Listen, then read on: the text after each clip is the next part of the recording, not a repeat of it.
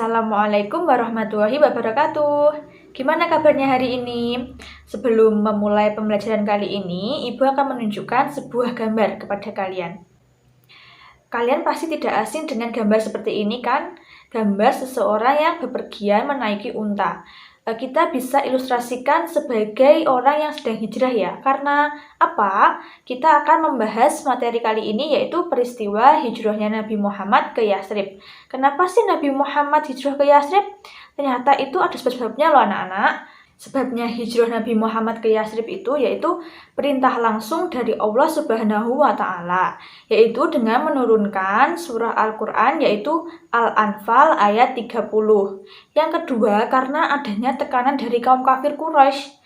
Kaum muslimin yang saat itu tinggal di Mekah, terutama Nabi Muhammad, sangat menderita. Mereka mengalami kesulitan dan kesengsaraan akibat perbuatan dari kaum kafir Quraisy. Mereka akhirnya mendengar bahwa di Yathrib itu ternyata sudah banyak memeluk agama Islam.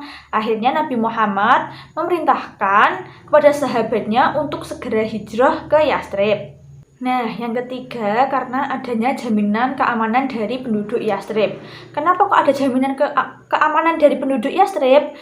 Karena sebelum Nabi hijrah ke Yathrib, ternyata banyak sekali orang-orang Yathrib yang sudah haji ke Mekah. Mereka lalu meminta Nabi Muhammad untuk membaiat mereka.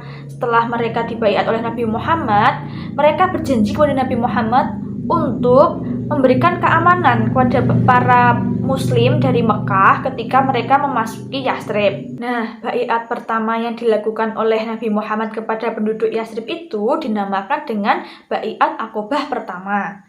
Sebab keempat, kenapa Nabi Muhammad hijrah ke Yathrib yaitu karena permintaan penduduk Yathrib itu sendiri.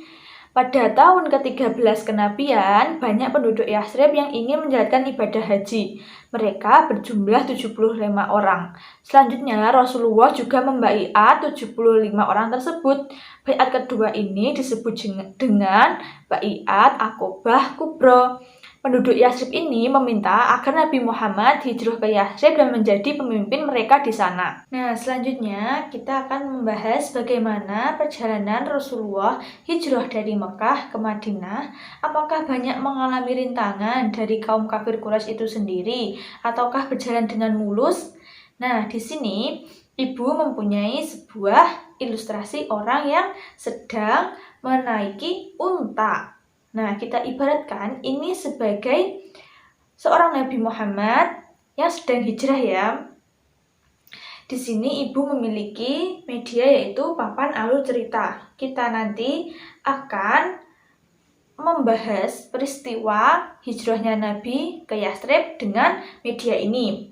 Sekarang kita mulai ya cerita perjalanan Nabi Muhammad hijrah ke Yathrib. Nah, di Mekah ini Nabi Muhammad dan kaum muslimin banyak sekali menghadapi rintangan dari kaum kafir Quraisy. Bagaimana sih ceritanya? Nah, karena kaum muslimin itu kan semakin hari semakin banyak yang hijrah ke Yathrib. Melihat gejala seperti ini, kaum kafir Quraisy itu semakin khawatir jika kota Yathrib akan menjadi pusat perkembangan agama Islam. Oleh karena itu, mereka itu harus bertindak cepat untuk mencegah Nabi Muhammad hijrah ke Yathrib. Di Darun Nadwah, para pemimpin kafir Quraisy berkumpul dan bermusyawarah. Musyawarah itu menghasilkan bahwa untuk menghentikan dakwah Nabi Muhammad SAW, lalu mereka mengutus 5 orang pemuda yang gagah perkasa dan berani untuk membunuh Rasulullah SAW, dan mereka diiming-imingi barang siapa yang dapat melakukannya akan diberi hadiah 100 dinar. Nah, sesudah malaikat Jibril menyampaikan wahyu, ia memutuskan bahwa Nabi Muhammad untuk segera hijrah ke Yathrib. Lalu Nabi Muhammad mempersiapkan segala sesuatunya untuk hijrah ke Yathrib. Ada beberapa sahabat yang menyertainya dan membantunya ketika hijrah ke Yathrib tersebut. Antara lain yaitu sahabat Abu Bakar radhiyallahu an. Nah, sesudah mendapat perintah dari Allah untuk berhijrah, Nabi Muhammad itu pergi ke rumah Abu Bakar. Nabi Muhammad mengajak Abu Bakar hijrah dan memilih unta yang terbaik kepunyaan Abu Bakar. Unta itu bernama Al-Quswah. Abu Bakar lalu berkemas-kemas dan memerintahkan keluarganya mempersiapkan bekal untuk perjalanan jauhnya dengan Nabi Muhammad. Kemudian yaitu ada sahabat Ali bin Abi Thalib. Rasulullah memerintahkan dan berpesan kepada Ali agar bermalam dan tidur di tempat tidur beliau, seraya berselimut dengan selimut yang biasa dipakai oleh beliau setiap beliau tidur di malam hari. Nah, setelah matahari tenggelam, Rasulullah dan Abu Bakar bersiap-siap berangkat hijrah. Pada saat yang sama, di luar rumah Rasulullah SAW telah berkumpul para pemuda pilihan untuk membunuh Nabi Muhammad SAW. Ali lalu tidur di tempat tidur Rasulullah dengan selimut beliau pakai setiap malamnya. Oleh karena itu, jika para pengepung mengintai rumah Rasulullah, kelihatanlah oleh mereka bahwa Nabi Muhammad sedang tidur. Kemudian Rasulullah meninggalkan rumah mereka tanpa diketahui oleh musuhnya. Mereka marah setelah mengetahui bahwa yang tidur bukan Nabi Muhammad SAW, melainkan Ali. Nah, setelah itu diam-diam Ali bersama keluarga Rasulullah serta keluarga Abu Bakar berangkat hijrah menyusul Nabi Muhammad ke Yastrib. Nah, kemudian setelah keluar dari Mekah, Nabi Muhammad dan Abu Bakar memulai perjalanannya ke Yastrib. Nah, dari perjalanan ini, Nabi Muhammad dan Abu Bakar itu mengalami ancaman dari kaum kafir Quraisy. Nah, bagaimana sih upaya yang dilakukan Nabi Muhammad dan Abu Bakar dalam mengatasi ancaman dari kaum kafir Quraisy itu? Pertama yaitu Nabi Muhammad itu bersembunyi di Gua Sur. Di gua inilah Nabi Muhammad SAW dan Abu Bakar bersembunyi dari kejaran kaum kafir Quraisy. Kemudian Allah Subhanahu wa Ta'ala menyuruh laba-laba yang beribu-ribu jumlahnya bersarang di muka Gua Sur. Allah Subhanahu wa Ta'ala juga menyuruh burung merpati liar supaya bersarang dan bertelur di tempat tersebut. Oleh sebab itu, pintu Gua Sur penuh dengan sarang laba-laba di atas serta sarang dan telur merpati di bawahnya. Jadi, ketika tiba di Gua Sur, para pencari jejak dan para pemuda yang bersenjata akan merasa bingung karena kehilangan jejak Rasulullah SAW. Akhirnya, mereka akan kembali dengan tangan yang hampa serta hati yang kesal.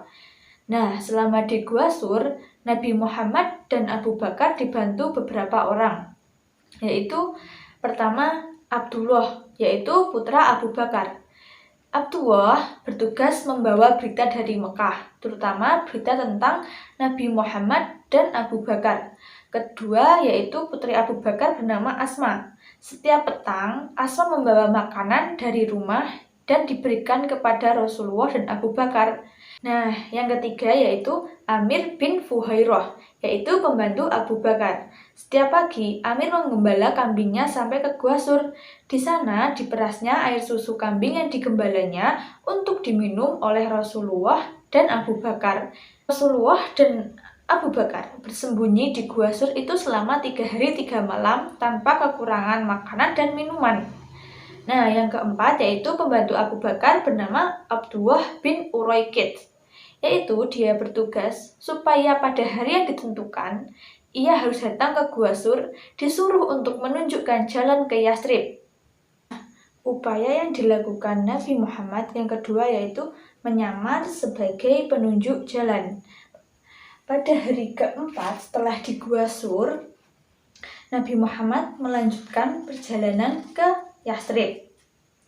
Pada hari keempat itu, beserta Abu Bakar meninggalkan Gua Sur. Dalam perjalanannya, Abu Bakar sering ditegur dan disapa oleh orang-orang yang mengenalinya. Pada suatu hari, Abu Bakar bertemu dengan seseorang, dan orang itu bertanya kepadanya, "Siapakah yang bersamamu, wahai Abu Bakar?" Abu Bakar menjawab, "Inilah sahabatku yang menunjukkan jalan untuk pergi ke Yastrib." Selanjutnya yaitu dengan bantuan Allah. Kaum kafir Quraisy yang gagal menangkap Nabi Muhammad dan Abu Bakar ketika di Mekah, kemudian itu mereka mengerahkan semua suku-suku untuk mencari dan menemukan Rasulullah. Mereka juga mengumumkan kepada masyarakat yang dapat menangkap Nabi akan mendapat hadiah 100 ekor unta. Dengan pengumuman ini, setiap orang pasti ingin mencari dan menemukan Rasulullah SAW. Salah satunya adalah Surokah. Surokah mendengar dari seseorang bahwa Nabi Muhammad SAW dan Abu Bakar telah melintas di dekat dusun Kudaidan. Dengan mengendarai kudanya, ia telah sampai di belakang Nabi Muhammad dan Abu Bakar. Abu Bakar yang merasa dia dikejar oleh seseorang mengatakan kepada Rasulullah, "Wahai Rasulullah, sepertinya kita dikejar oleh seseorang." Rasulullah mengatakan kepada Abu Bakar, "Wahai Abu Bakar, tenanglah, ada Allah Subhanahu wa Ta'ala yang bersama dengan kita." Lalu tergelincirlah kuda Surokah dan ia jatuh ke tanah. Surokah dengan menahan rasa sakit bangun dan kembali menaiki kudanya untuk mengejar Rasulullah. Setelah dekat dengan Rasulullah, kejadian seperti itu terulang lagi. Peristiwa ini terjadi sampai 3 kali, sehingga Surokah meminta maaf kepada Rasulullah dan dimaafkan segala perbuatan Surokah.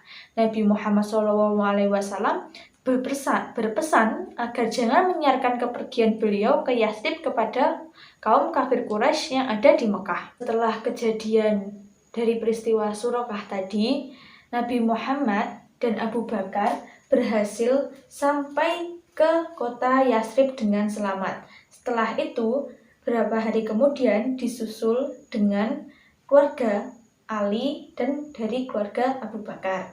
Dalam peristiwa hijrahnya Nabi Muhammad SAW ke Yathrib dapat dipetik beberapa hikmah.